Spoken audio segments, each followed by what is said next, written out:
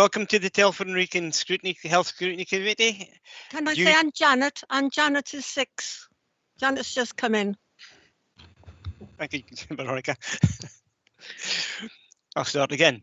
Welcome to the Telford Health and Health Scrutiny Committee meeting.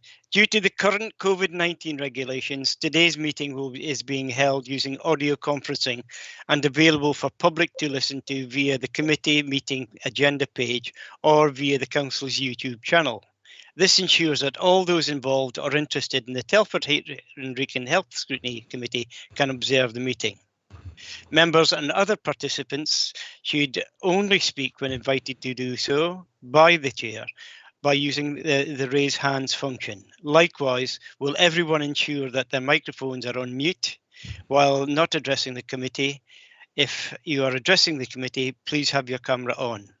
Anyone disrupting the proceedings will have their microphones muted or be removed from the meeting. Now we'll go through the formal agenda. The apologies for absence. Yes, Chair, we've had apologies from co-optee Hilary Knight. And we've also had apologies that both Veronica and Jackie will be leaving at 11 o'clock as they've got other things to do. But they may well attend if we're still talking at 12 o'clock. And let's hope we're not doing that. I'll only be away for a few minutes, hopefully. Okay. So we've had declarations of interest. Minutes of the previous meeting. Sorry, Chair, we haven't done declarations. You haven't, I missed it. Oh, yeah. I've obviously done it in my head, but declarations of interest. Anyone? No. Thank you. Minutes of the previous meeting. You agree it's all a true and correct record? Can I have someone move it? Veronica, can I have someone second it? Dag, thank you. Moved and seconded. Is anyone against that? And I'll accept that if your hand's up, then you're objecting. Thank you. Then we'll accept that as accepted. Welcome to. Yes, Doug. Can I just raise an issue on matters arising? I know it's not on the agenda, but just to we dealt with the stability of the care sector last meeting. Just assurance that there were no issues, and it's one of those things that there are some things nationally, just to check that we still have the same position locally, that we don't have any concerns over the stability of the local care sector. Do we have that information? Sarah, Sarah, Andy, will you be able to give that information? Absolutely, I can, if you like. Yeah, if you can get it when you do your part, because I know that Liz is want to get Liz. Thank you very much for attending. Can you give us an update on the COVID, please? Thank you. Good morning, everyone. I have prepared a quick presentation, which I'll canter through, but then open it up to questions and discussion. Bear with me a moment. Okay. Can everybody see that? Yep. Yes, I can see Derek and I can see my screen. So yeah. Okay, so I thought a little bit of reflection on our COVID journey. We prepared some of these slides for the Health and Wellbeing Board last week. So this is the various graphs depicting our case rates, sadly the number of deaths, the number of tests, and at the bottom the hospital admissions since the pandemic commenced. So in terms of number of cases, we've had 10,803 cases during the pandemic. Of course, members will understand that during the first wave, community testing wasn't taking place. So in fact, the number of cases was higher at that point in time. But that is the 5th lowest infection rate overall within the West Midlands, with only Shire counties having lower infection rates compared to ourselves. Excuse me. Sadly, we've had 256 deaths. Each one are lost to their family and friends, and something we all are very conscious about. But again, what I would say is that the overall mortality rate from COVID has been less than the national average within the borough. So that's something I wanted to point out. In terms of hospital admissions, you can see how, you know, at the peak hospital admissions, we had 165 patients in hospital, and now we're down to less than 10 patients within hospital. In terms of cases, the highest number of cases was at the beginning of January, when we had 181 cases in one day, and that week we had over 1,000 cases within the borough. So in a sense, this is another way of displaying, but also displaying some of the actions the council have taken in terms of trying to support residents during this very difficult time and pandemic. So it includes to the right a lot of the community support that has been done, as well as to the left in terms of test and trace isolation support payments, and how we have the Health Protection Hub, led by Nikki Minchell and Helen Onions, have been supporting the borough in terms of contact tracing and managing outbreaks. So just bringing us right up to date then, members, this is the position in terms of our 7-day infection rate as of the 23rd of March. So this is middle of last week. So our rate now is at nearly 36 per 100,000. We are bouncing around between around 30 to 35 per 100,000. Numbers are relatively low now in terms of 64 cases in the last week, and so we would expect some fluctuation in that. But you can see that we sort of are in the bottom 3 with Shropshire and Herefordshire, and we exchange our positions on a daily basis. And that's the rest of the West Midlands, with Sandwell having the highest rates now, just above 80 per 100,000. The national rate is 55 per 100,000. I just wanted to go on to say, in terms of what we've done, we have refreshed our local outbreak management plan, and this went to the Health and Wellbeing Board last week. So nationally, the Department of Health and Social Care asked us to refresh this plan.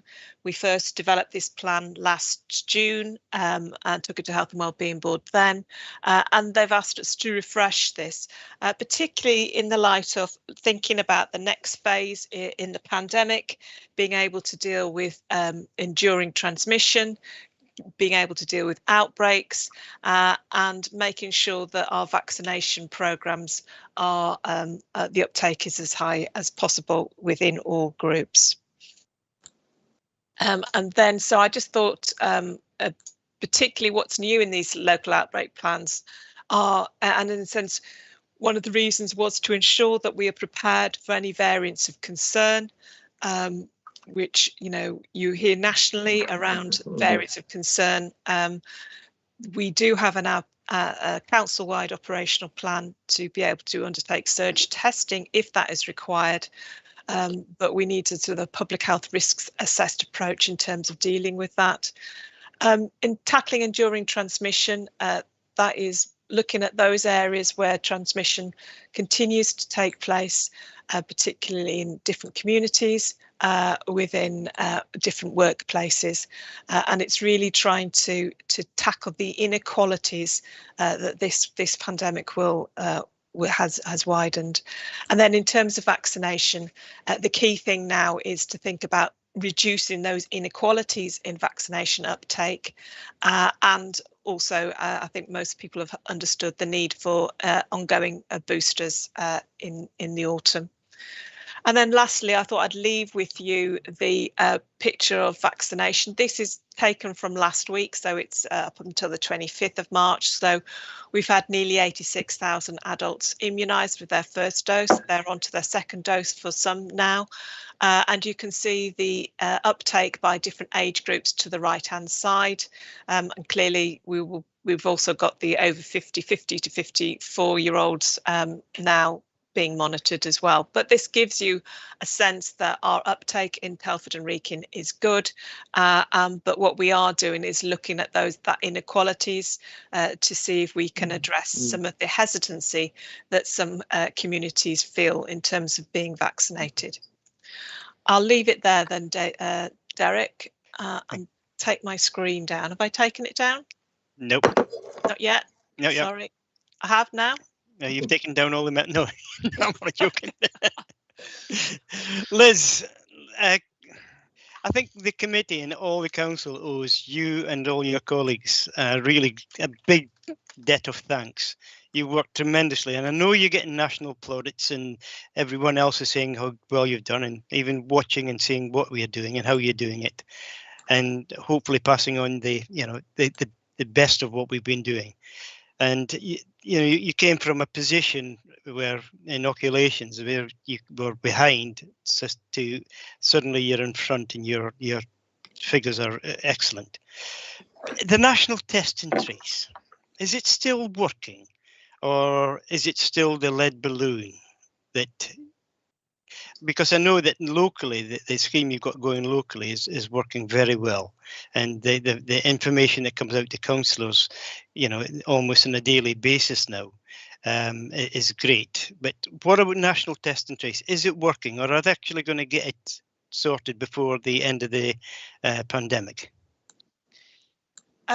So in terms of the national test and trace, so we have been, as you know, been working within that system in terms of testing and tracing. So in terms of our national colleagues, we were able to get quickly up and running testing sites within the borough. I think we were ahead of the game in terms of securing quite a range of settings to have testing sites.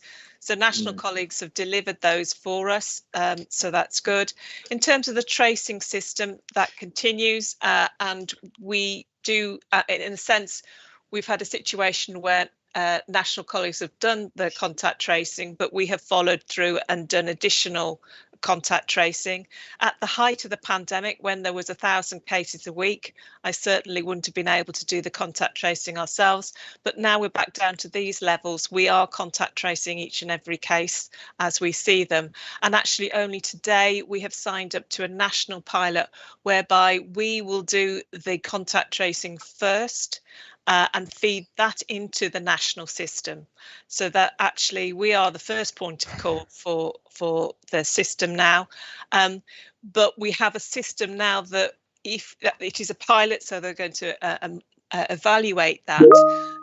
But if there was again another surge, because that is the issue, that we do need to have that framework, so that if there was a surge that we wouldn't be able to cope with, we can rely on national colleagues to be able to pick up if that is required. So that's something that's gone live today. We've signed up to that pilot. But yes, in a sense, we have made, we have tried to make the system work as best we can, Derek. And I think the other thing that I would highlight is the fact that we were very proactive in communicating with our different settings. So schools, care homes, and more latterly businesses, because what we have faced in the last in January and February was a lot of workplace-based outbreaks, is that we have an online notification system, so that actually these settings notify us when there's a case, so we can quickly identify where we're seeing patterns and when we've got outbreaks. So in a sense of Nikki Minchell has informed me we have started the pilot today with 2 cases notified to us to do contact tracing, both of which we already knew about because of our online notification system. They'd come through from those systems already. Thank you, Liz. Has anybody got any questions, comments? Andy, you've got anything to add to that? Really, only, I mean, I'm just picking up on Liz's point about, surges and the need for national support at those times. For me, I mean, the way I look at it is that I mean, ourselves and many other local authorities have been very successful in the way we've we've organised our programme of testing and tracing, as actually you would expect. The experts for this are in public health at local level. That's where the expertise lies. But as Liz says, when you've got these massive surges of cases of an illness like COVID, you do need extra support. You do need extra resources to be able to cope. For me, it's about whether it's national helping us or we're trying to fit in with national system. There's a big difference, and I think it's the first of those that we need. We need their support. We need those resources. We need that capacity when we've got those surges, and we need a respect for where that expertise is, which is at local level. I think what worries me, Andy, is that it's brilliant being able to do all this work, but it's having the confidence to spend the money and making sure that we can get it back at some time in the future. And there is always that worry that it's not going to happen, and the ratepayers end up paying for the good work that has been done. I'm Veronica. You got your hand up. Oh, you've got it working. Thank you very much indeed. Thank you so much, Liz, for your update on all this. A couple of questions, and I know that you have local knowledge of and follow up certain things. Has that given you any information of how and why these outbreaks happened? Is it concentrated in certain areas, or is it widespread across the borough? And the reasons behind the outbreaks when they come in a cluster? Have you been able to get information on that to help you with what you're doing? Yes, in terms of, I'll take some examples then. So particularly in January and February, we had a lot of workplace-based outbreaks. And what we do then is, can I thank Nikki Minchell and Helen Onions, but what we've done very quickly is have an incident management team set up. So that's a meeting with the businesses to understand how the cases have developed, to understand how they're connected, to understand what controls there are or are not within the business, and then to advise on how to strengthen those controls, and also to advise on self-isolation and testing and etc. So in terms of, therefore, in that type of scenario, we can understand the different themes that are coming out from the experience of managing these outbreaks. And outbreaks will happen. It's part of, infectious diseases, that outbreaks will happen. And what we have done is then been able to communicate back to a wider set of businesses in terms of, these are things that we're finding that people need to sort of pick up on. So we try and do that learning and communicating back out to the different sectors.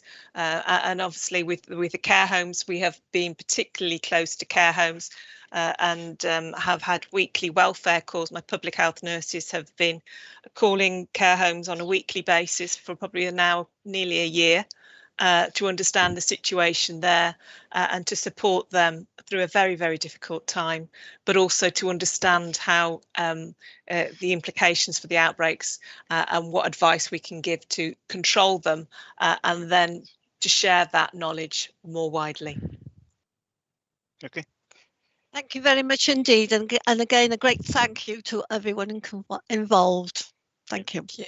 Liz, just the last one from me, and that is, as we are approaching the opening up of many of the areas, is there anything special that the council will be doing to actually, because it is not gone and it won't be gone for a long time, is there anything special, or is there any messages that we'll be sending out, or any things that we'll be doing as a council to actually make sure that people at least keep distances, cover the mouth, etc.? So I think, as we open up, we still need to be careful, and hands, face and space should continue. The other thing that, as we open up, what we will be recommending is that people get tested twice a week through LFD tests. So we have our council run testing sites but you can now also collect test kits from those sites, and indeed from the PCR, the symptomatic testing sites, in the afternoon. So that is something that we will be promoting to make sure that people are taking the appropriate preventative action in opening up. Will that just be for people who've not been vaccinated, or will that be per se for everyone? Yeah. Thank you. Thank you very much indeed. Veronica, you can lower your hand now.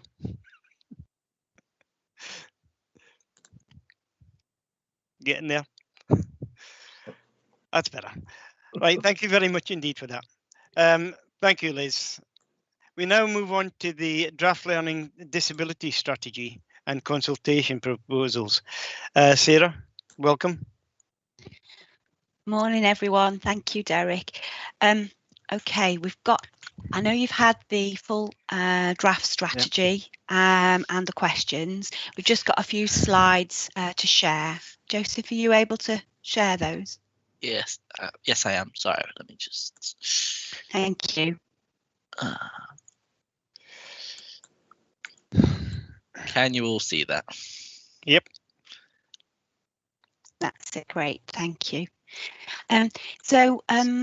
Just as by way of introduction, we are in the process at the moment on consultation on a new learning disability strategy in Telford and Wrekin Place.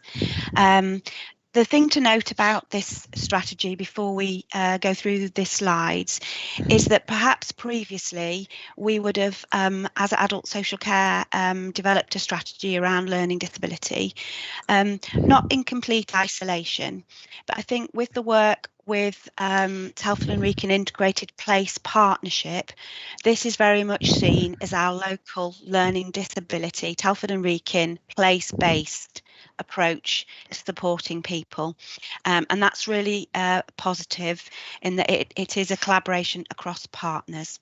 Next slide, please, Joseph. Thank you.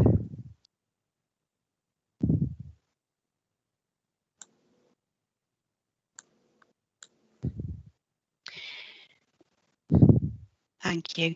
So the reason that we need to do this is for obviously to keep modernising, to make sure that we are achieving all the requirements of the legislation. But as that develops, for example, there's some couple of new areas there. We've got the Transforming Care programme, which is supporting people with learning disabilities moving back into Telford and Wrekin post a hospital stay. We've got developments around Think Local, Act Personal and the personalisation agenda that we need to make sure that we continue to play in to the development of our strategy. And we've recently had a British Association of Social Workers professional capabilities framework around social work with people with learning disabilities as well. So we've played all of those absolutely into this. We've also very carefully worked across, as I say, Telford and Wrekin Place with partners, but importantly across the STP/ICS around how as a system we support people with learning disabilities to live a life to their full potential, and this consultation will very much feed in to the wider STP/ICS strategy supporting people with learning disabilities. So in Telford and Wrekin, we last year developed the Learning Disability Partnership Board, co-chaired by somebody expert in their experience, which has been really important, and that feeds in with all partners how we're going to develop our approach to supporting greater independence for people in Telford and Wrekin. It links very much with our Making It Real board, which focuses on personalisation, making sure that we put the person at the heart of all that we do to support people moving forward. We've obviously linked as well with the Carers Partnership Board to make sure that we represent and listen to the voice of carers and use their expertise to guide us in the right direction of travel. And we've also got a local Telford Voices group, which is a group of people expert by their experience with learning disabilities who've helped us as well draft this strategy. And you can see on the right there, our ultimate aim is across all services in Telford and Wrekin. We want to promote as much independence as possible for people with learning disabilities to help people live well and achieve all they can in their lives. Thank you, Joseph.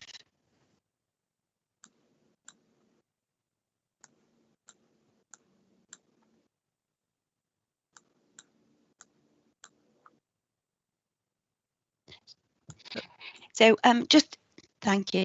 Just got an example here, just to give you a flavour of the kind of support that we're talking about. So this is an example of a guy we've called John, who was in residential care for a long period of time outside of Telford and Wrekin. And following conversations with him and his advocate and his family, he very much wanted to move back to Telford to be close to his family and importantly have his own home. He wanted the support that was available to assist him live more independently in his own home and importantly in his local community.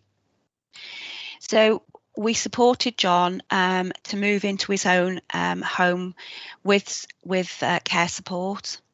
And over the period where John has moved back home to his community, he's used assistive technology to become more independent in his own home and to do tasks that, cooking, doing the washing, all of those kind of things. He's been supported to increase his independence. He's also used technology to help him be safe when getting out and about. We know that digitally the world has moved on, particularly the last 12 months, and there's lots of gadgets and gizmos out there that can really support people to live more independently.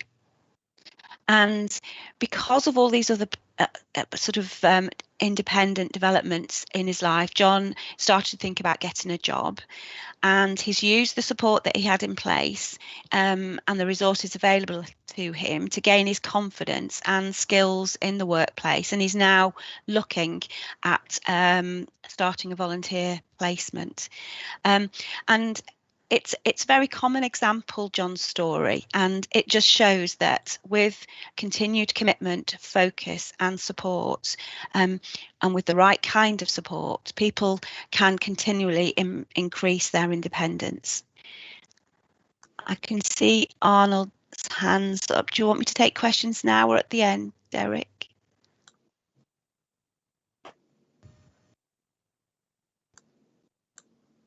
I'd rather you wait until because we want to try and get them. I've got a number of people who need to speak first, and Veronica and Jackie will be the first ones to be talking. Oh, sorry, I didn't see the other hand. Sorry. No, they're not. They haven't put their hands up. It's okay. Okay. All right. Thank you. Next slide. Thank you.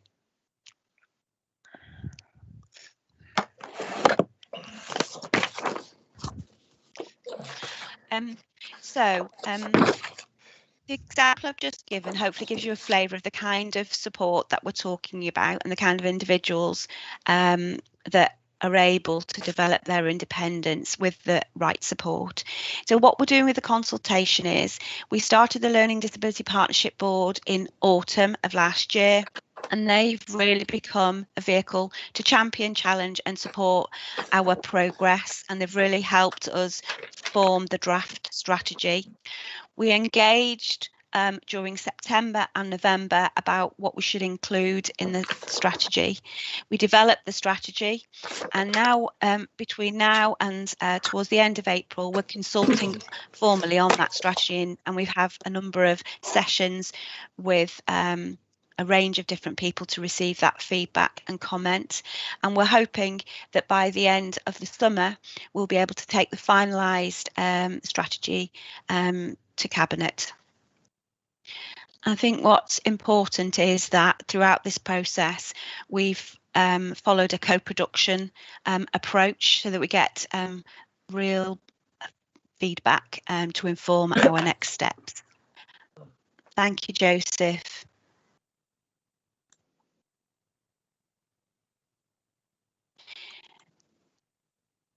So the strategy itself is going to be from 21 to 25, and it sets out the most important things that we will focus our resources on. The slide's not moved, Joseph. I don't know whether there's a delay. Ah, perfect. Thank you. Yeah, I do think there's a slight delay. Sorry, Sarah. No problem. So what we said is, for each area we asked about in the engagement, there is a section in the strategy that you will have seen that said, you said, and we will do. And it includes a summary of feedback from people with learning disabilities, a summary of the feedback from parents, carers and professionals, and suggested actions to address the feedback. And you can see from the information you've been sent, there are 15 specific questions. Some of the examples you can see on the screen there. And the consultation responses that we receive will really help further shape the strategy and how we implement it moving forward. Thank you, Joseph. So we have consulted with a wide range of people, and you can see that on the next slide,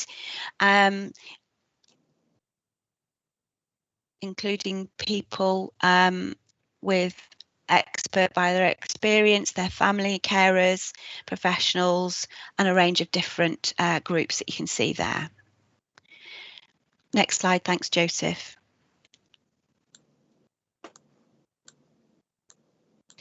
You can see that we have had virtual sessions supported for people expert by their experience through taking part, an advocacy organisation to support people with learning disabilities.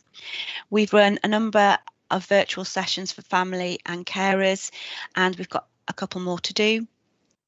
We've got virtual sessions for people with learning disabilities, and we've got a couple more to do. And we've got an easy read questionnaire for individuals with learning disabilities available in paper and digital form, and we've got an online questionnaire which we're encouraging people to fill in, and you can see the link there. Thank you, Joseph. And just a bit now about the progress so far that we've had, and there's still time for people to respond, so it's really important that we push out this message and get people's feedback. We've had 26 online responses. We've had a number of people involved in staff sessions, people with lived experience and family carers. We've had a really good reach out through social media that you can see there, and we've continued to raise in sessions like this through Telford Voices, the Learning Disability Partnership Board, TWIP, and the Learning Disability and Autism Board for the STP, and Carers Partnership Board, I believe, is tomorrow. And you can see some of the feedback that we've had, some really positive suggestions and comments, not just about adult social care, which is really important to note, but about how, as a wider community and place in Telford, we can support people in their community to live as independently as possible. And you can see on there, there's comments about safe places, about wider understanding of learning disability in general, about employment opportunities, and about disability awareness training generally for all people, not just companies. So I think there's a good range of feedback that we're receiving, and we want to do one final push before we close the consultation. Thank you, Joseph. And in terms of what we can do, what we can all do here, I think it's really incumbent on all of us to be aspirational, think beyond where we are now, think beyond the obvious, to enable people with learning disabilities to reach their full potential. Get involved in the sessions, in the feedback, complete this questionnaire, encourage people that we're in contact with to do the same, so that people can have their say and we can get it right. We can get the right approach and plan to support people with learning disabilities in Telford over the next 5 years. And I think that's the end of the slides. So I'm happy to take any questions, feedback. Thank you.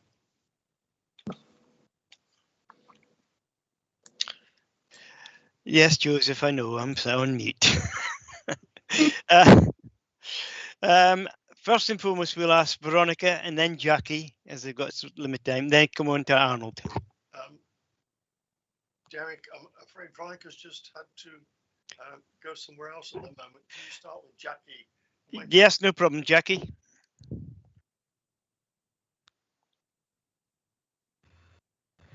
Thank you. There are two areas that I want to raise questions on.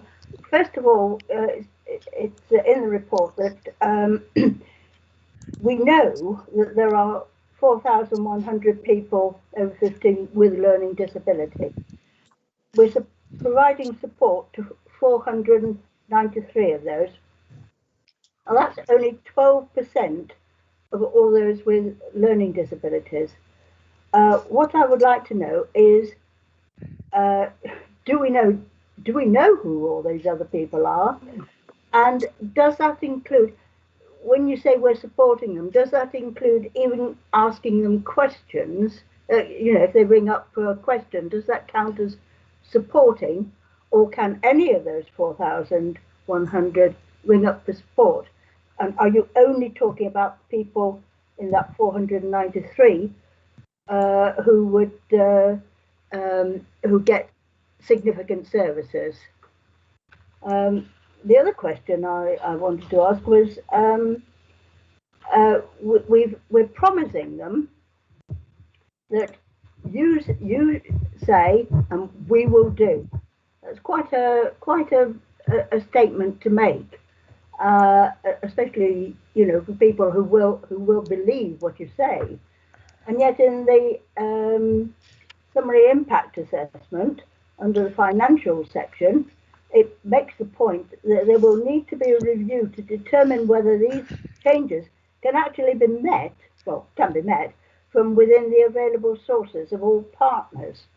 So we might be promising something that at the end of the day, we won't deliver. And that, I think, would be quite shocking if that happened. Thank you. Thank you.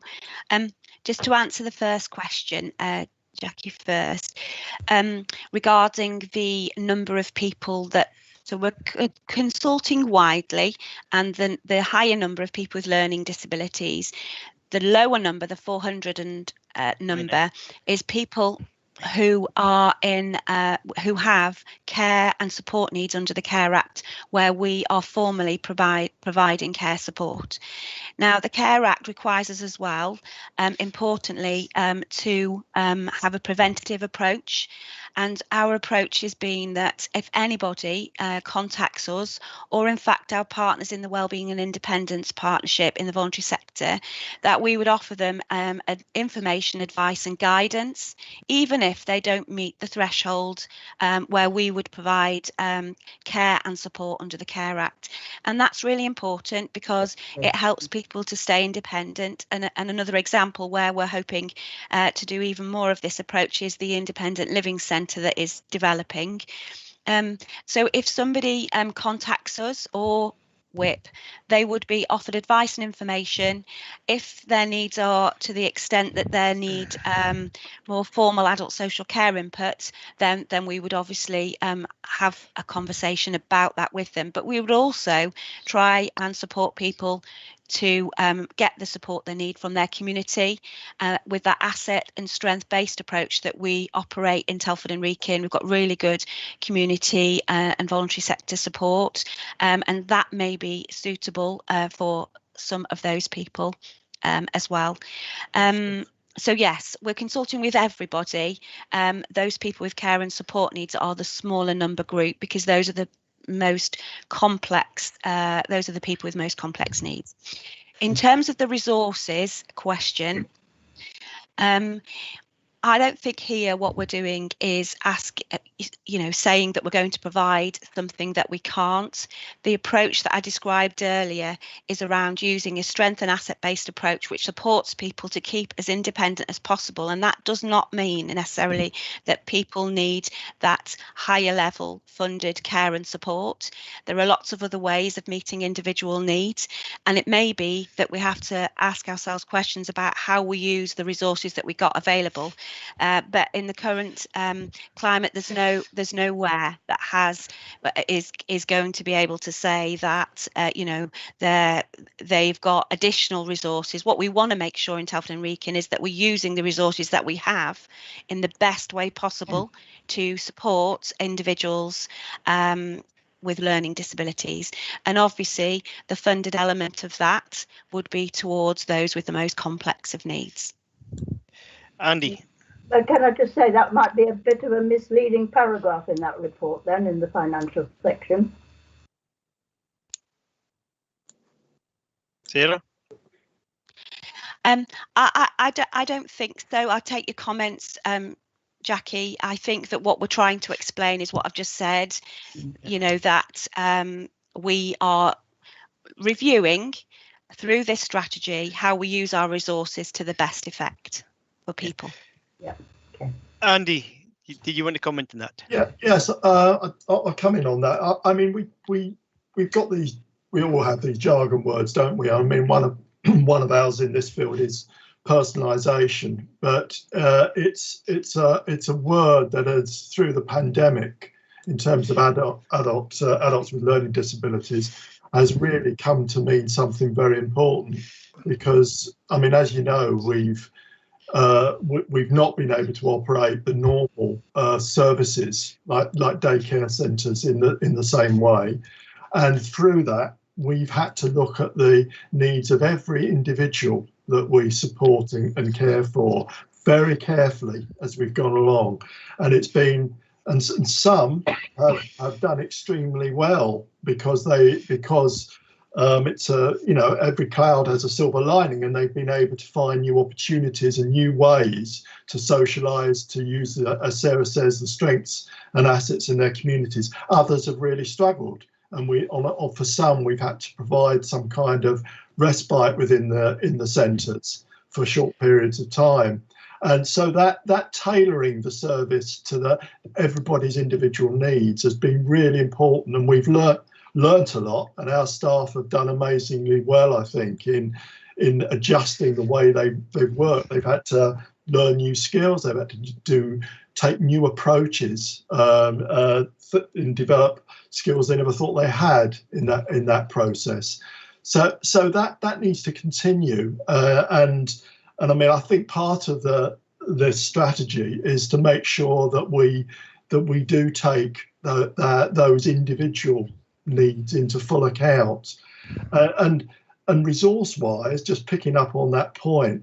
I mean, we've always said that we're looking for opportunities to support people in their own communities. But we've also say if we find there is a need for additional resources, we will go looking for them. We're not gonna just sit back on our laurels and say, okay, this is what we've got, we'll have to manage with it. If we need to develop the service and we need to find new ways of resourcing it, we will go looking for that. I'm quite proud of our record in this area. We've managed to preserve our and sustain the budgets that we've had to work with. We will always try and work within them, but if we find that we need new resources, we will lobby for them. Thank you. Okay, Jackie, that was both your questions, was it? Yeah, thank you. Thank you. Veronica. Thank you very much, Derek. I've just heard that my meeting at 11 o'clock is cancelled to start with. Thank you for your presentation, Sarah. I just had to go out for a second, but my concerns are from the strategy. with the figures that you're hoping to deliver, and on 2 points I want to bring up, increasing the number of people with learning disabilities in employment. What steps are you taking to engage with prospective employers to help people with their special needs to be gainfully employed? What resources are in place for it, and what would the wraparound care be for these potential employees, for their care, actually getting back into work, their training skills if necessary, and the cost of it all? And the other question is, with regard to people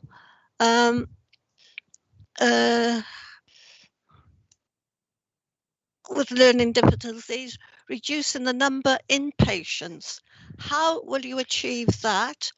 What resources, Andy spoke about resources that we have used in the past in helping people, but when they're coming out of hospital and they've been in for a long time, where would they go? What care would be given to them?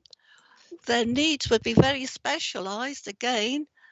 And would the families be expected to take them back into their own care home, into their own care, or would they have to go into a specialised care home or into a home of their own? So how have you looked at all of that and their needs and their wraparound care again, which they've received all these years in a specialised unit in hospital? How would you deal with that to make sure that they are properly integrated into the family life or into wherever care they were going into? And again, the resources. And then there's just one other little point. When we come out of lockdown, where I live, we have a lake outside my house. We have a lake, and the integrated transport brings people into the area, and I see them and really enjoying themselves. There's people walking, people in wheelchairs, having the exercise, the connectivity with the people, their enjoyment of being together, walking around and enjoying fresh air and exercise. And I'm sure that happens throughout the borough. How will that be put in place? Thank you very much. Thank you. Okay, just to start off, I suppose, echoing a point that Andy made earlier, that our approach to date has and will continue to be very personalised. So putting the person at the centre, making individual decisions with the person and their family about what's the best approach for that person. So whether that person is looking to increase their employment opportunities, whether the person is with complex needs coming out of hospital, or whether in fact the person is somebody who wants connection with friends and go out, as you described, into the community or whatever they choose to do with their time. We've taken a very individualised approach, and that's really important because one size doesn't fit all. It's important that individualised approach helps people to get more independence. Part of the consultation with this strategy is looking at the feedback around things, particularly around employment, and about how best we can work with partners. And that's not just public sector partners in the NHS or even voluntary sector partners. It's the wider world of employment as well, and what our community can offer this group of individuals as we support some of them into more paid employment. And what we're hearing back so far from individuals is that is a really clear aspiration for some people, and so we will work with partners to look at how best we can support that. And it's important, rather than giving a sort of blanket response about this, that we take it on an individual level, because people's support needs are different. So it might be that one person is able to do a voluntary placement with minimal input to start with, and actually they're able, because of the nature of that supported work placement, are able to manage with very low level input in forms of care support, whereas it might be somebody else who's actually at a point in their life where they want to do paid employment, needs more support initially, but then we taper that down as they increase their needs. It's very individualised, the level of support, and what we want to do is make that support bespoke around the needs of that individual so that they are able to get the best outcomes for themselves. The second question you mentioned around what we call the transforming care group, so those individuals who've been in inpatient, often longer stay patients in hospital. There's been a programme going for over a couple of years now, supporting that group of individuals to come back to Telford and Wrekin, and that is very much an integrated offer with partners, particularly our NHS partners. And again, we take a very individualised approach with the multidisciplinary team as people are ready or coming up ready to be discharged, to make sure that we've got the care and support and healthcare in particular around those individuals to support them to achieve the greatest independence they can. And for some, you described some of the options for people. Some people will end up being supported for a period in higher levels of care, and because of the nature of their needs, but there are opportunities as people are discharged to increase independence. It depends very much on the individual needs of the person. And the other question finally that you mentioned was about giving people the opportunity to get out and about in their community, whether in small groups or individually. And as Andy mentioned earlier, because of the pandemic, we've had to be very careful how we've done this, and we've found new and different ways to support people to get out and about. We've had to adhere to the COVID guidance strictly, obviously, and that's something that would be taken on an individual level. So another example is somebody might be able to, with a bit of assistive technology, go out more independently with minimal care support, whereas the next person might actually need significantly more than that. What we do is take it on a very individual basis. I hope that's answered your questions, Veronica. Thank you very much indeed. Obviously, it's the connectivity with all their other friends, which they've been missing, especially they meet up in the community centres, etc., or wherever they meet up. It can be pubs even, I do know that. But it's actually the open air walking together and that mutual care for one another as they go out on their walks. And that's the bit I'm concerned about as well, that might be lost, and how we can eventually get it all back again as things get better. So I think what you're doing, you're saying you're doing it steady by steady for individual needs. Is that what you're actually saying? Yes, absolutely. So that long-term plan then will be long-term plan to get back as it was originally. Yeah. But that's still in your sights.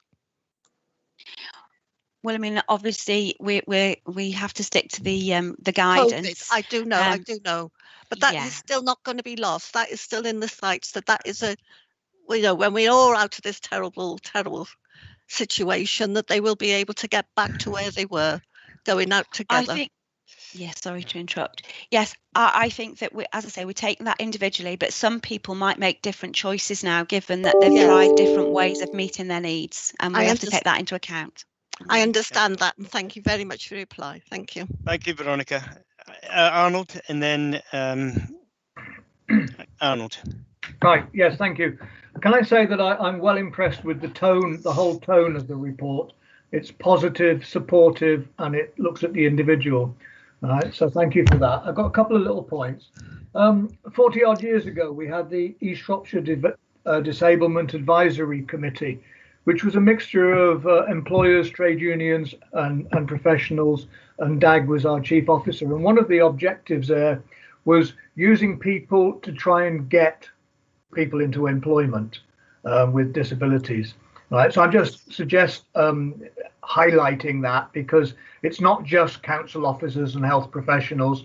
There's people out there that might have a way of opening doors, you know, business, trade unions, whatever. So I just raised that. I'm not suggesting that you go back 40 odd years and re-establish.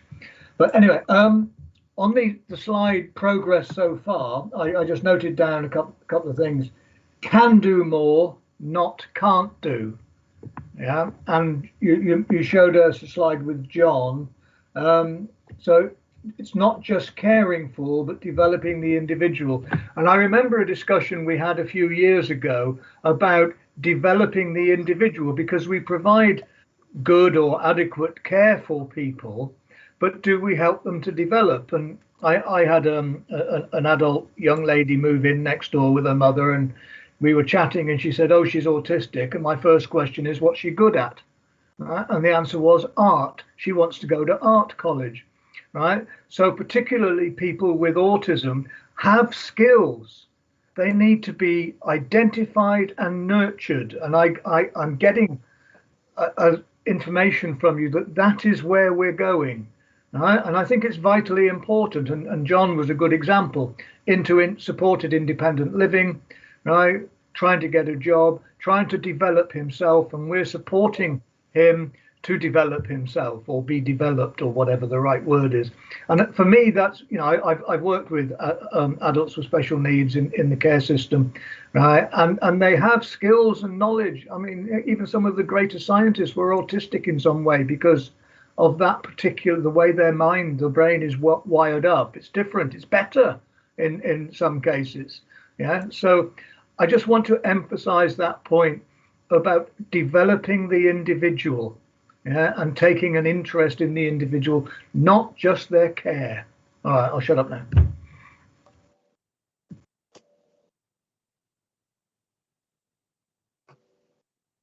Somebody keeps muting me. I don't know who it is. Janet. Hi, Sarah. Thanks for your presentation. I've got a couple of questions. The first question is, in supported living, I suppose most of it is in the community, so they're living in a community. And are the the people who support them, are they trained to look after them and to assist them to go out and everything? And have we got enough supported places in Telford at the moment? That was my first question. And my second question is about 4-tier beds. I know there's a problem in our county with 4-tier bed, and going forward, how are we going to address that? Because I know children are, adults are taken out of area, so they're away from their family, and then they've got to come back. Is there any plans of getting 4-tier placements for those people? So those are my two questions. Thank you, Janet. Just on the first one around supported living, yes, I mean, we would, so going back to, you asked about training for staff. Yeah. So the staff that are used to providing supported living are trained, they're registered with the Care Quality Commission if they're providing personal care and support. Yeah. Now, interestingly, in the Learning Disability Partnership Board, that's been a key factor. So what we have looked at across partners is the level of training around learning disability in particular, because some of the experts by experience were feeding back, they wanted to make sure that the level of training around individual conditions was significant, was sufficient. So we're bringing together, and we certainly were assured about our training across partners. So that's something we'll continue to develop. For example, there's things like positive behavioural support, which is available by some providers, and it's those kind of things that we're looking at in detail and making sure that we've got sufficient of those. In terms of supported living, we had last year, the council had a specialist and supported accommodation strategy, which sets out really clearly the numbers of accommodation that we need over the next 5 years and our progress towards it. We've made significant progress, and we've supported over 60 people over the last couple of years to have individual tenancies or more supported living. Some of that is shared, some of that is individual. Again, it depends on the needs of the person and what best suits them. Some people prefer to live on their own with support, others prefer group living.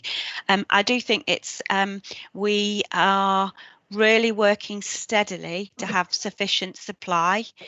We've got an accommodation forum which looks at people who need that kind of support, and we plan ahead with housing colleagues around how we'll meet those needs. We particularly focus on supporting this around the transition age so that we can plan well ahead, and that so that's good.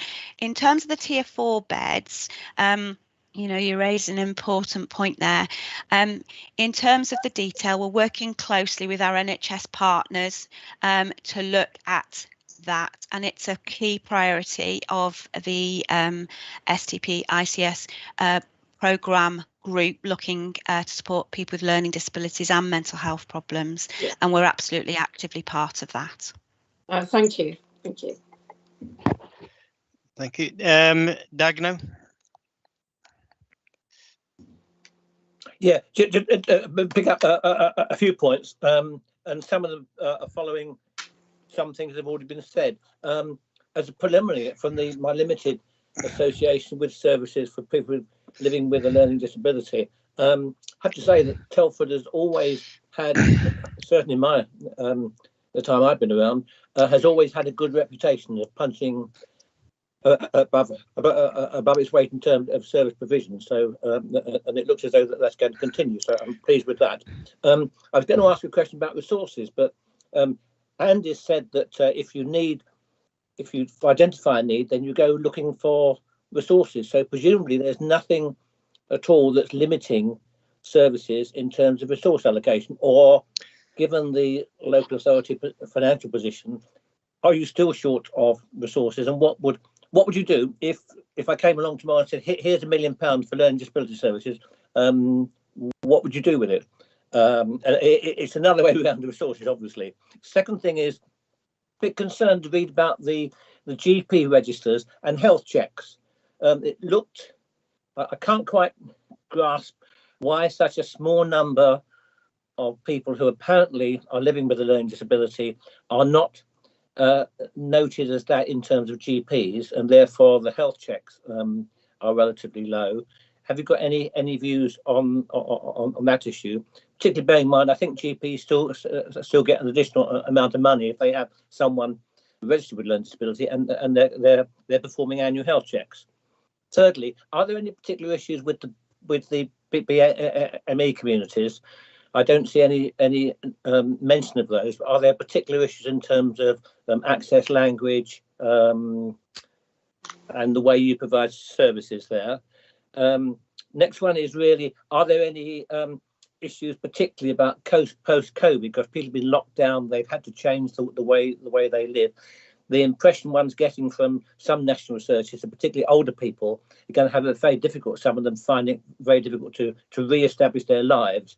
Is there anything you've identified in terms of people learning with learning disability who have a similar situation? Have you got any plans for that? Next one is in terms of, we've skirted around day centres. Is there an intention to re-establish the day centres as they were in the past, or is there a new thinking on that? We've mentioned bits and pieces around that, but I don't think we've looked at that head on. And finally, in terms of the out of area placements, how many people do we have out of area that currently we would like to bring in, bring back to the area, and what are the things that are stopping us bringing those people back? Thank you. Thank you for all those questions, Dag. So in terms of the resources one, I'm not sure about the £1 million question, but I think I just repeat really what I said earlier around making sure that the resources we do have available we're using to the best effect. So we have been looking, and part of developing this strategy is making sure that we're focusing those resources where actually, yes, where the need is, but where people's aspirations are as well. So I think that we continue to do that, and the strategy will really help us focus and prioritize based on needs, but also aspirations. The second question about GP health checks, it's a really important question, and across the STP ICS group that focuses on learning disability and autism, so that's across Shropshire, Telford and Wrekin, it's been a key area of focus. So with NHS partners, and primary care in particular, we've been working to improve our performance across the whole system there. And in Telford and Wrekin, I haven't got the figures to hand, unfortunately, but I can certainly circulate them. Our performance has continued to improve, and I think the the programme of vaccination has helped us really highlight and make sure that individuals are getting access to the healthcare that they need. The other thing that we're doing around that is we use approach of making every contact count. So when we're in contact with people with learning disabilities that we're aware of, and that we're providing care and support, that we also highlight healthy lifestyle issues, well-being issues, prompt the check with the GP, but also with our public health colleagues around healthy lifestyle where required as well, if that's what people want. So I do think it's an area of continued improvement, but we have made significant progress over the last 6 months there. You mentioned, I've written down here, learning disability. Yeah, no, I think I've covered that one. Sorry.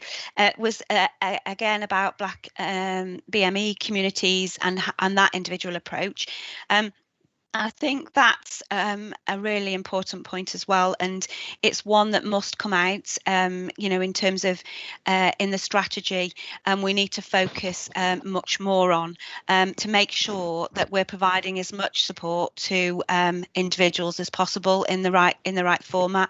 Taking part, I've been assisting us with this, but you're absolutely right to highlight it to make sure that it is integral to the strategy. I think your point about post-COVID world and how we re-establish people's not necessarily care and support at the complex end, because obviously that has continued, but that community access, that community focus, that view of people being able to continue along the path of independence that Arnold outlined earlier with their aspirations is really significant. I think we've made some really good progress around digital engagement with individuals. Certainly our support around day services. There's still well over 50 people accessing support that way, and so that's important because it means they've been able to keep their connections up, and it's an area that we just continue to focus on really.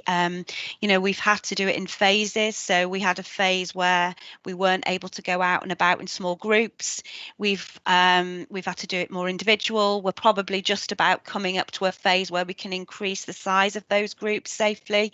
Small numbers, we've had to work within the guidance. So all of that is work in progress based on sticking to the guidance and supporting people to work within the guidance but continue independently as possible. Your final point, which I think was around the out of area support. So about 2.5 years ago, we realised that we wanted to support more people to come back into areas. So these are not necessarily people in hospital. The people that we talked about, the small group of transforming care individuals are in hospital. These could be people who are in residential care, but outside of Telford. What we do know now is those numbers have reduced significantly, and most people who live outside of Telford are just outside of Telford. who are in residential care. Our numbers continue to reduce, and actually it's very unusual to place new individuals with learning disability in residential care. Last year our performance was definitely the highest in the region around the numbers of people. So high performance is low in this one, where the numbers of people with disabilities being placed in residential care, and obviously what we're supporting and runs through the draft strategy is supporting people to live as local to their own community in a more supported living environment where we can do that. So we don't believe that we've got high numbers of individuals being supported in residential care outside of Telford.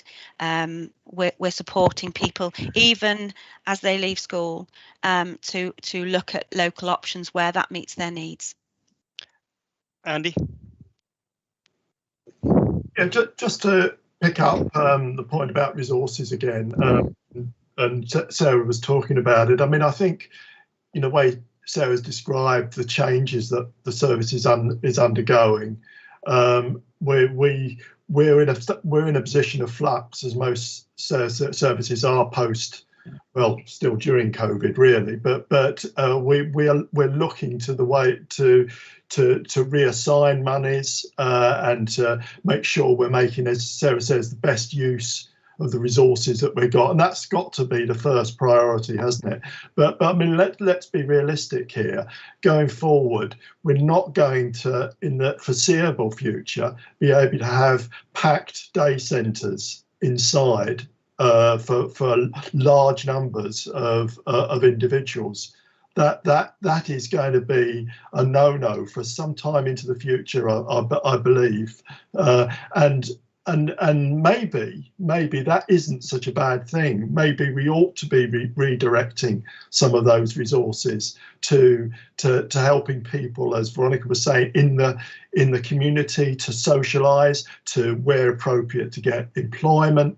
You know, to find new opportunities for them to live in a fulfilled life. And I think Dag's question about what would you do if we're given £1 million? I mean, I think there's a multitude of things you can do. When you talk to an individual about their needs and what their aspirations are, they'll come up with ideas that we know currently we haven't got a hope of resourcing. But if you've got those extra resources on tap, if you find them either yourself within council budgets, and I don't rule that out if it's a priority, or by external funding, or with the help of partners, then you can start do things which, when you first think of it, think, well, no, that's impossible. We can't provide that. Well, perhaps we can. You know, and so I think the sky's the limit in terms of developing those new opportunities. But first of all, let's get our budgets in order in terms of a new world, because that's what we're facing. We're shifting our resources and around, and it's quite an exciting time in terms of finding those new opportunities for people. But it's also a very demanding one, and I'm not trying to pretend that everybody who's on the receiving end of our services is delighted, because they're having to struggle with the pandemic and its consequences. So yeah, it's a balance of those issues, really. Thank you. Thanks for that, Andy. Doug, did you get all the answers you asked for? Pretty well, but just to pick up one thing. Sarah's mentioned the work that's going on with the STP ICS. Do you feel that Telford has sufficient weight in relation to the approach the ICS is taken, given that it's Shropshire, Telford and Wrekin? Are we able to get our fair share of focus on Telford and Wrekin issues as opposed to the wider issues? Yeah, That's a good question, Dag. Yeah, I do think we have. I think the fact that we've done this strategy early and we've continued to do it through the difficult time we're in has put us in a really strong position in terms of influencing, the wider system approach to support people with learning disabilities, and certainly the SDP group focusing on learning disability and autism is taking our feedback as part of their overall strategy. So I do feel that we have good influence. And the other thing as well is that with our TWIP, this discussion that we're having this morning has featured at our local Telford and Wrekin integrated place partnership as well. And that is a good thing, because it is raising it with partners who don't just serve Telford and Wrekin, but serve the wider system. Thank you for that, Sarah. Right. Basically, I've got another one from Hilary Knight, and unfortunately wasn't able to attend, but she's sent a letter to us, and so I'm going to read it out to you if you don't mind. I note the current consultation has taken place. Only 32 adults with learning disabilities out of 493 reported gave a response. I don't know if they weren't asked or found it difficult to take part. However, this is a small proportion of the whole on which I base strategy for the future. I see that strategy is written in draft, and I have some concerns. Second question is, I seem to remember a past meeting where the day centres were discussed and the social care team were not keen on continuing them. However, as can be seen by the responses to the consultation under Friends and Relationships, the top answers to where you go, do you see your friends, is meeting friends at the day centres and Club 2000. And one of those things that the carers and adults and with learning difficulties were concerned about was that day centres should remain open. I did a search for the aforementioned day centres in the draft strategy, we cannot find them. Please, could you, the social care team, update us on what is happening to the day centres and whether they think they are important in the way of adults with learning disabilities to meet friends and peers. If not, why not? This brings me to the next question, which is how much influence on the strategy will adults with learning difficulties have on the policies in the strategy? Will they be able to change a policy? This is very important and a key ingredient of good consultation. Yeah, thank you. So just to take the sort of engagement aspect that Hilary mentioned there. So 32 people with a learning disability are being consulted. Obviously, as I described in the slides, we have done pushed out messages through all of our services, digitally, on social media, with individuals. We're running a number of different sessions. We've commissioned Taking Part, who are an advocacy organisation for people with learning disability. And they have been using all of their groups and forums. We've used Telford Voices, which is representatives of people using some of our services, particularly daytime services. So we've also sent out a easy read questionnaire to each person that we're aware of with learning disabilities and their carers.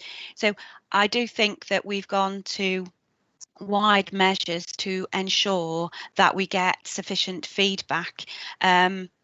We continue to push it. We've also, as part of the draft strategy development, we took a two-stage process. So we engaged in the first instance. We spoke to a number of individuals there. Now we're going back out again, and we're doing the same thing in various means so that we can get as much feedback as possible.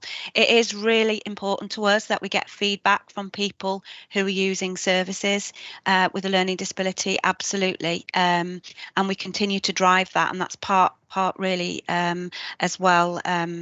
This discussion today, we keep pushing those questionnaires out.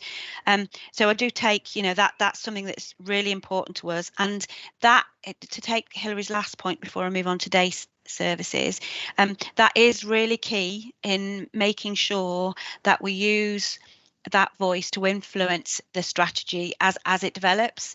And the importance as well is of the Learning Disability Partnership Board. which is co-chaired by a person expert by their experience, and that has also been a critical part of making sure that we get this right.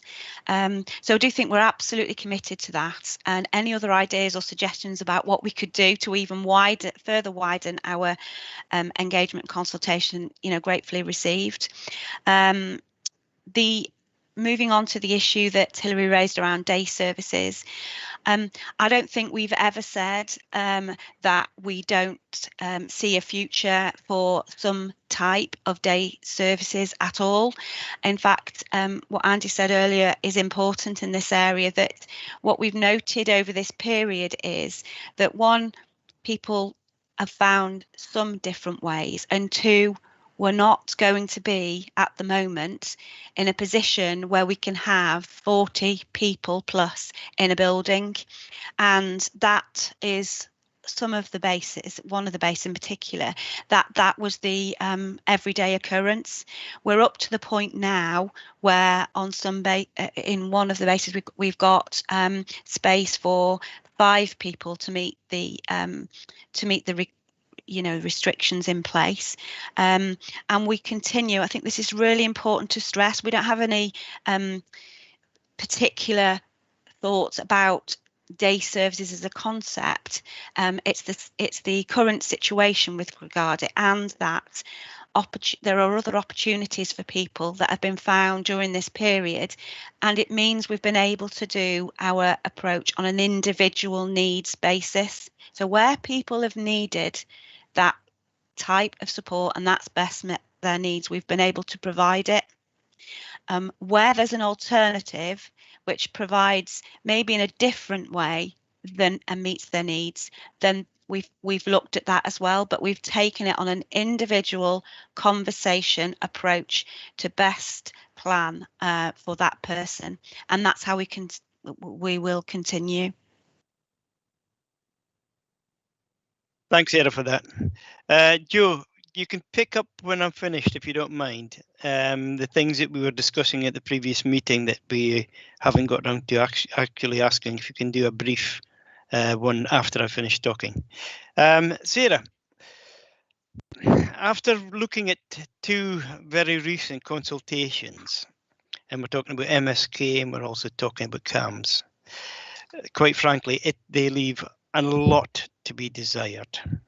And it's one of the areas that I am desperately trying to push through this council and NHS, that we have a proper process of consultation, that we talk to the people that matter, because too often we have the professionals talking to the professionals rather than talking to the people who get the services from the thing. And so many times they can learn us so much things and make us so much savings. Now, I'm fully in favour of not we've got one opportunity to restart the system, and that's what we're doing. And we should not be doing things or reopening services that are not and have not been proven effective in the past. But we also have to provide the alternative to that. Now, during our consultation, what do you believe is the ratio of professionals to the punter? And I call them the punter because they're the people who buy our services. And the other one is, I noticed and I think it was the 4th slide in, that you gave a thing when you're actually doing some communications with a number of groups. Mm-hmm. And I'd like to be a fly in the wall to some of those, if you don't mind, because I'd like to actually make sure that when we talk about consultation, it is consultation, that we actually, and if we can, to me, we should have a blueprint across all authorities, from NHS to the Telford and Wrekin, and we should all be sharing those of a proper way to actually consult with the same groups. We're all serving the same people at the end of the day, and there's an opportunity for us now, when we have got this integrated care system, of having an integrated care system that listens and also talks to them. And I'm not about talking to, but talking with.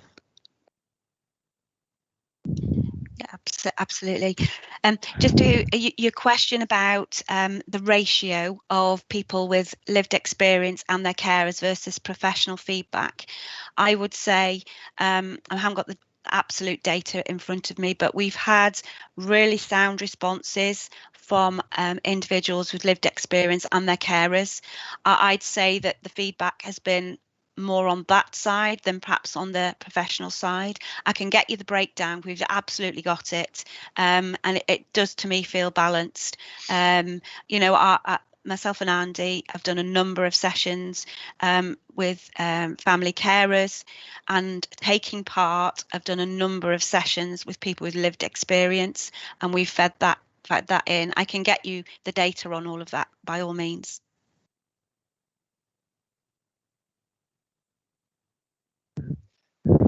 My speed is in and out. Who's that? Geo.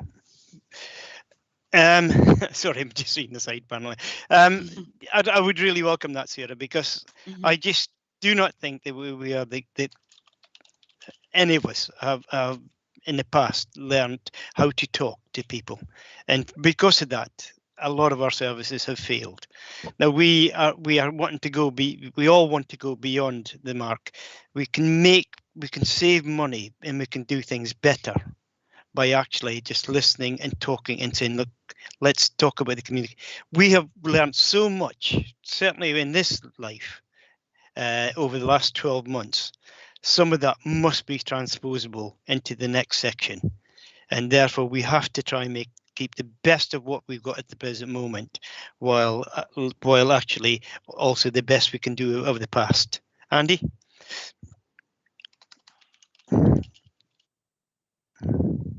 Yeah, just picking up on that, Derek. I mean, your comments about the integrated care system and the way that evolves to make sure the kind of things you've just been mentioning are embodied. I mean, we've got an excellent example of how to do things well in partnership and to listen to the people who use our services in TWIP, which Sarah's referred to earlier.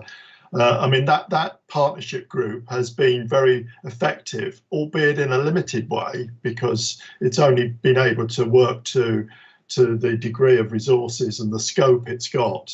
Under the white paper and the proposed changes in terms of the integrated care system, there is the potential for that kind of approach to be magnified and to address the kind of issues around consultation and engagement that you've just referred to. But it's really important that what we've learned as a local authority and what we've learned through TWIP is translated into those new structures, and that they don't become bureaucratic ones, that they become ones which build on the successes that we've had locally.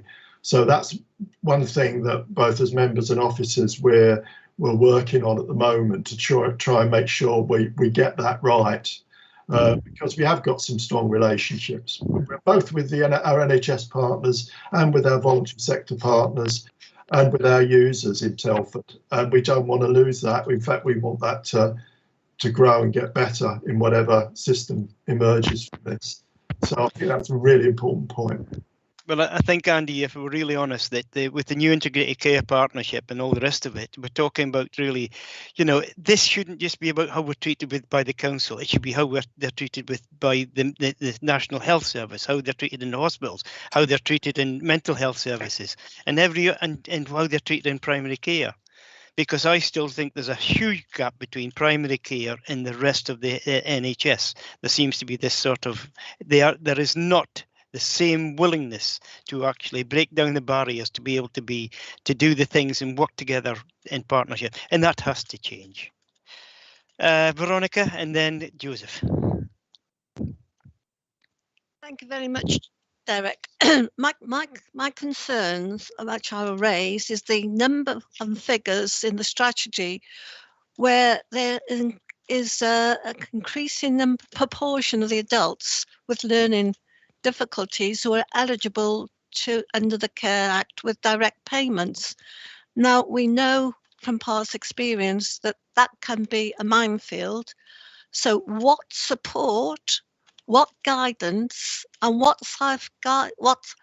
safeguarding is in place to help the people who wish to go down that road, because it's been done for them in the past for where they're going to have their money's been spent on their care and whatever else their needs are.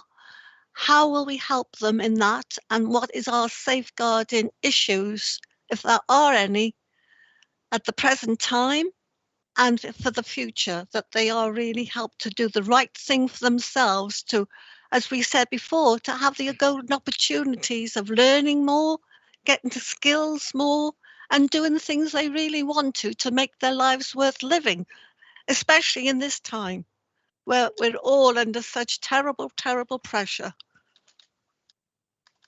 Thank you. Thank you. Yes, direct payments is a really important matter for us. We have some staff in-house whose job is to support individuals, whoever, having a direct payment, and we have regular contact with those individuals, with people who are having direct payments.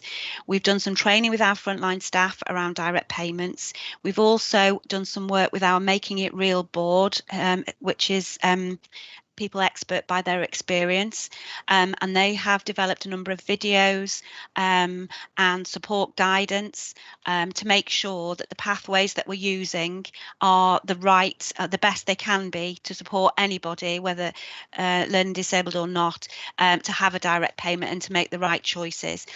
The other thing important to note is that when an individual with care and support needs has a review or an assessment, we work with them to make sure that when we set up the direct payment, it meets their needs and it's got the right support mechanisms in place to make sure that they can manage that safely. So I do think we've got support in place. It's an area that we want to increase the number of direct payments because we want to offer people even more choice and control about how they have their care and support, and therefore we've got that support in place with the direct payments. But we've particularly over the last 6 months, the Making It Real board has really helped us focus on making sure that those pathways and that information is right to have the best outcomes and be best understood by people using direct payments. Thank you very much. Because the other concern is that there's not an undue influence on them to go down the wrong way with what they want to do. That, and because Derek knows exactly where I'm coming from on this. So it's as that is so important as well, as that safeguarding part of it. It's so important because it's wonderful that they will be able to have that influence over their own lives now, rather than being done too. But it's making sure that their potential is released, and that is the most important part of all of this, because we never do know what that might free up so much more for them in the way they live their lives, but it's making sure that it's going in the right direction for them. Absolutely. Without any undue influence on them. Thank you very much. Thanks, Veronica. Joseph, I'm quite sure there's a raft of things that we've missed out that we should be talking about. Especially the latter part, which we've been talking about. It's about we need to update and also keep the committee informed. And, you know, because this is, we're not nearly near the finish line. We need to act, and it's where you progress from here, how it goes, and what your final recommendation is going to be. Joe? Derek, just before Joe comes in, I'm just sorry, I've got to leave you now, but okay. Thanks for having me along this morning. Thank you. Cheers. Thank you very much for taking the time to see us, Andy. Cheers, buddy. Chair, based on the discussion the committee had in the chair's briefing earlier, overall, I'm quite satisfied that members have shared all the questions that they had. I would like to draw the committee's attention to one or 2 points which I do think which was missed, which was raised earlier. The first was a general feeling to wanting the strategy action plan that was referenced in the report to come to this committee to have sight of it, and the agreement of the agenda item presented to do that. So that's the first question I believe I'd like to highlight. The second was in relation to the making it happen section on the report and the number of bullet points that were on there relating to how the effectiveness of the strategy would be measured. Again, I believe there's a general feeling among the committee to wanting to see the baseline figures, i.e. what we have right now, in order to compare that in the future, in order to understand how effective the strategy has been. So those are two main points I picked up in the previous, in the chair's briefing, that members mentioned. Other than that, I don't believe there was anything else. Okay, thanks, Sarah. Yeah, I'm really happy to come back with the action plan, and it's a good suggestion around the baseline figures that we could provide at that session to compare progress as we move forward. Okay, that's brilliant. Veronica, you still got your hands up, love. Yeah, and you've got your other hand up as well. Carry on. And you're on mute. What Joe has said about the baseline figures to compare how effective, it is always important that we have the RAG system, where we are, what you know, where we are now, how our progress is, and the outcomes. The outcomes is absolutely vital. How that strategy, how effective it is, but it's what the outcomes actually are. It's vital. So if we could have that as well, I'd be very grateful. Thanks, Veronica. Doug?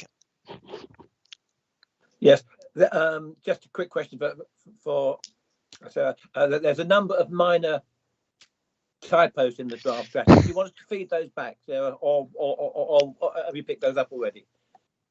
No, I'd be happy to receive that feedback. Thank you. Okay, right. But Veronica, you had your hand on, then you're trying to blame me, and then you want to talk, Chuck? Just come on, Veronica. What would you like to say? You're on mute. Athletic thing, because I can't get the controls done. It's terrible. But can I just say, it's important that we do have the overall message of the consultation as well. The wider consultation is absolutely vital with all the users of the service as well as the carers.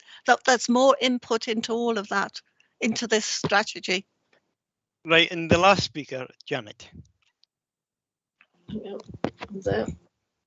Hi, Sarah. Just looking at my notes. Sorry, so I've got. Do we have a breakdown of those? How many people are living with their parents? And are you forecasting ahead to if they will need supported living?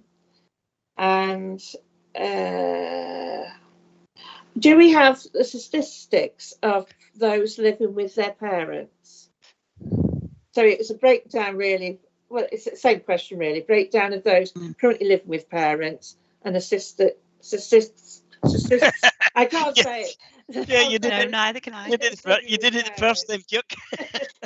Statistics. And the other one, do you have a breakdown of ages of adults with a learning disability, of their ages? Yes, absolutely. Thank you, Janet. Yes, we do have a breakdown of ages. It helps us plan for the future. It certainly helps us when we're having conversations with individuals about the future. We've also very much got the statistics for people who are living with older carers and people in living with carers. It really does inform, and that I mentioned earlier about the specialist and supported housing strategy. That data very much features in there, not just for people with learning disabilities, but other disabilities, so that we can plan ahead, particularly around that supported living aspect. Is vital to make sure that we plan ahead, because all of these developments take time. Yeah, thank you. Thank you. Thank you very much indeed, Sarah, for giving us all the answers. Been very comprehensive, very useful, and you've answered all the questions exactly, well, as much as you can expect. We will meet again. Probably you and I will meet Wednesday. Yeah. Or as All right, you can thank say, you. as you go, you can say, I'll be back. All right, thanks very much. Thank you very much indeed. Members, stay on for a few minutes. We need to chat. Thank you, Sarah. Thank you. Chair, if I will, there's still one last item that I'd like to draw your attention to, which is in the chair's updates. Published in the under that was the Health Scrutiny Committee's response to the phlebotomy review that was undertaken by the CCG. I see that. Yes, and there's no real, well, it's up to the committee to discuss the response if they do wish, but for individuals tuning in to listen to this meeting, it was published just to be as transparent as possible, and for members to see what the committee was sent to the CCG. Right. The email was sent out several times. There wasn't a huge response, but so we've had to collate from what the responses has been, and you've seen the email that was sent out, and that's a response we'll be submitting unless anybody's got some serious objections. Right, thank you very much indeed. Look, the last part is what next. We'll be waiting. Sarah. Oh, I didn't know things. Who? That's in response. That's in response to Dag's question in during the when we were going through the minutes of the previous meeting. He asked for a brief update on the care market, and Sarah Dillon was asking if she wanted that now by the looks of it. Thank you. You wanted Dag? She's been here. We've had her for over an hour and 3/4, so it's been a long time. Yeah, but just, can we get a written report? Just get a written response, mate. Yeah, okay, question. Yeah. Okay, Joseph, can you ask her for a written response? She's gone, isn't she? Couldn't see it. Sorry about a lot of.